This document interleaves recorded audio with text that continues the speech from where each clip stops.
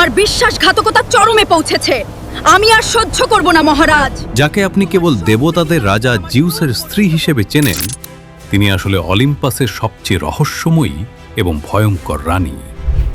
জন্মের পরেই নিজের পিতার অন্ধকার পেটে বন্দী হওয়া থেকে শুরু করে এক চরম প্রতিশোধের নেশায় অপরাজয় বীর হেরাক্লিসকে উন্মাদ করে তোলা। হেরার জীবন মানেই এক ক্ষমতার লড়াই আর বিশ্বাসঘাতকতার মহাকাব্য। কিন্তু কেন তার ক্রোধ থেকে রেহাই পায়নি দেবকুল থেকে সাধারণ মানুষও? আর কেনই বা আজও তার পোষা ময়ূরের পেখমে শত শত চোখ বসানো থাকে? আজকের ভিডিওতে আমরা উন্মোচন করব অলিম্পাসের রানী হেরার সেই অজানা এবং শিহরণ জাগানো ইতিহাস, যা হয়তো আপনি আগে কখনো শোনেননি। ডার্ক লাইটে স্বাগতম। হেরা ছিলেন টাইটান ক্রোনস এবং রিয়ায়ের কন্যা, কিন্তু তার জন্মের গল্পটা ছিল ভয়ঙ্কর আর অন্ধকারে ভরা। গ্রিক পুরাণ অনুযায়ী ক্রোনস এক ভবিষ্যৎবাণী শুনেছিলেন। একদিন তার নিজের কোনো সন্তানই তাকে সিংহাসনচ্যুত করবে, ঠিক যেমন তিনি নিজের পিতা ইউরেনাসকে পরাজিত করেছিলেন। এই ভবিষ্যৎবাণী তাকে ভীষণ ভীত করে তোলে। ক্ষমতা হারানোর আতঙ্কে তিনি এক নিষ্ঠুর সিদ্ধান্ত নেন। তার যত সন্তান জন্মাবে সবাইকে জন্মের সাথে সাথেই গিলে ফেলবেন। এইভাবেই একে একে তার সন্তানরা হেস্টিয়া, ডিমিটার, হেরা, হেডিস এবং পোসাইডন সবাই তার পেটের ভেতর বন্দী হয়ে যায়। হেরাও জন্মের পরপরই ক্রোনাসের হাতে ধরা পড়ে এবং অন্যদের মতোই গিলে ফেলা হয়। কিন্তু এখানে একটা গুরুত্বপূর্ণ বিষয় আছে, তারা আসলে মারা যায়নি। ক্রোনাসের পেটের ভেতর তারা এক ধরনের জীবন্ত বন্দিত্বে ছিল। সময় যেন সেখানে থেমে গিয়েছিল। না তারা বড় হচ্ছিল, না মুক্তি পাচ্ছিল। এক অন্ধকার নিঃশব্দ কারাগার, যেখানে কোনো আলো নেই, কোনো স্বাধীনতা নেই। এদিকে তাদের মা রিয়া এই নিষ্ঠুরতা আর সহ্য করতে পারছিলেন না। যখন তার সর্বশেষ সন্তান জিউস জন্ম নেন, তখন তিনি একটি পরিকল্পনা করেন। জিউসকে লুকিয়ে রেখে তিনি ক্রোনাসকে একটি পাথর কাপড়ে মুড়ে খেতে দেন। ক্রোনাস সেটিকে সন্তান ভেবে গিলে ফেলে এবং জিউস বেঁচে যায়। জিউস বড় হয়ে ফিরে এসে তার পিতার বিরুদ্ধে বিদ্রোহ ঘোষণা করেন। তিনি একটি ঔষধের মাধ্যমে ক্রোনাসকে বাধ্য করেন তার গিলে ফেলা সন্তানদের উগরে দিতে। তখন হেরা এবং তার ভাই বোনেরা আবার মুক্তি পায়। দীর্ঘ অন্ধকার বন্দিত্বের পর তারা ফিরে আসে আলোতে। মুক্তির পর হেরা ও অন্যান্য দেবতারা প্রথমবার স্বাধীনভাবে নতুন পৃথিবী দেখতে পান। এই সময় হেরা তার সৌন্দর্য, মর্যাদা এবং শক্ত স্বভাবের জন্য অন্যান্য দেবতাদের মধ্যে আলাদা পরিচিতি পেতে শুরু করেন। গ্রিক পুরাণে বলা হয়, জিউস প্রথম থেকেই হেরার সৌন্দর্য ও মর্যাদায় মুগ্ধ ছিলেন। কিন্তু হেরা ছিলেন খুবই গর্বিত, আত্মমর্যাদা সম্পন্ন এবং সহজে কাউকে বিশ্বাস করতেন না। সরাসরি প্রস্তাব দিলে তিনি হয়তো জিউসকে প্রত্যাখ্যানই করতেন। তাই জিউস তার স্বভাবসুলভ কৌশল ব্যবহার করেন। একদিন জিউস নিজেকে একটি ছোট, অসহায় ও আহত পাখির, অনেক কাহিনীতে কোকিল বা কুকু পাখি বলা হয়, রূপে রূপান্তরিত করেন। সেই সময় আকাশে ঝড় বৃষ্টি চলছিল। একটি ঠান্ডা, দুর্বল পাখি কাঁপতে কাঁপতে এসে হেরার সামনে পড়ে। হেরা, যিনি মাতৃত্ব ও সুরক্ষার দেবী, সেই অসহায় প্রাণীটিকে দেখে করুণা বোধ করেন। তিনি পাখিটিকে তুলে নিজের বুকে আগলে নেন, তাকে উষ্ণতা দেন, নিরাপত্তা দেন। ঠিক সেই মুহূর্তেই জিউস তার আসল রূপে ফিরে আসেন। এই ঘটনাটা হেরার জন্য এক ধরনের মানসিক ধাক্কা ছিল। তিনি বুঝতে পারেন এখানে প্রতারণার উপাদান আছে। কিন্তু একই সাথে তিনি জিউসের শক্তি, দেবত্ব এবং সেই মুহূর্তের অপ্রত্যাশিত ঘনিষ্ঠতায় প্রভাবিত হন। জিউস ছিলেন অলিম্পাসের সবচেয়ে শক্তিশালী দেবতা, আর সেই শক্তির উপস্থিতি হেরার ওপর গভীর প্রভাব ফেলে। এরপর বিভিন্ন পুরাণে বলা হয়, জিউস হেরাকে সম্মান ও বিয়ের প্রতিশ্রুতি দেন। সেই প্রতিশ্রুতি ছিল হেরার জন্য গুরুত্বপূর্ণ, কারণ তখনকার দেবতাদের সমাজে একজন দেবীর মর্যাদা ও অবস্থান অনেকটাই সম্পর্ক ও শিক্ষিতের উপর নির্ভর করত।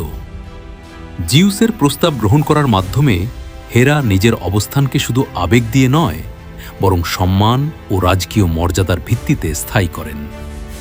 এইভাবেই তাদের সম্পর্ক গড়ে ওঠে, যেখানে ভালোবাসার পাশাপাশি ছিল ক্ষমতা, প্রতিশ্রুতি এবং দুই শক্তিশালী দেবতার মধ্যে এক ধরনের অনিবার্য জোট।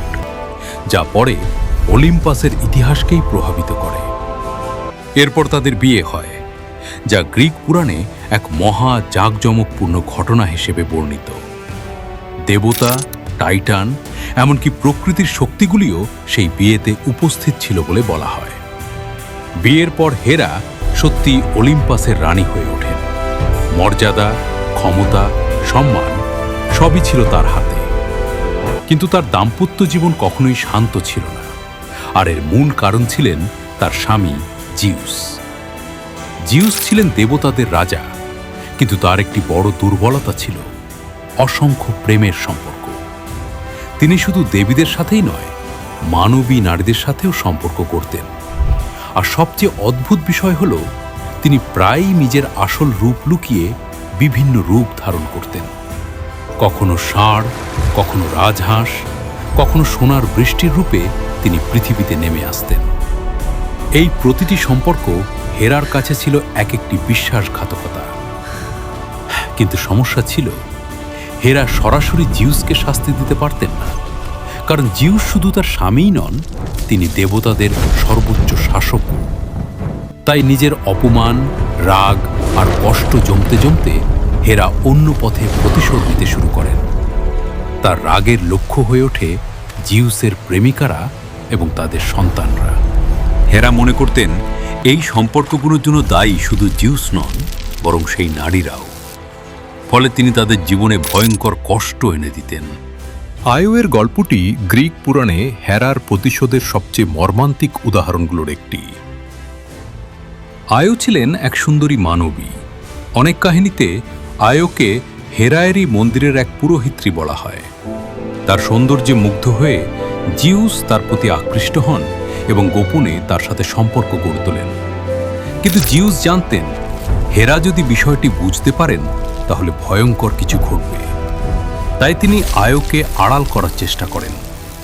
একদিন হেরা হঠাৎ সন্দেহ করে সেখানে উপস্থিত হলে জিউস দ্রুত আয়োকে একটি সাদা গাভীতে রূপান্তরিত করে ফেলেন, যেন তাকে চিনতে না পারে। কিন্তু হেরা এত সহজে ভুলবার মতো দেবী নন।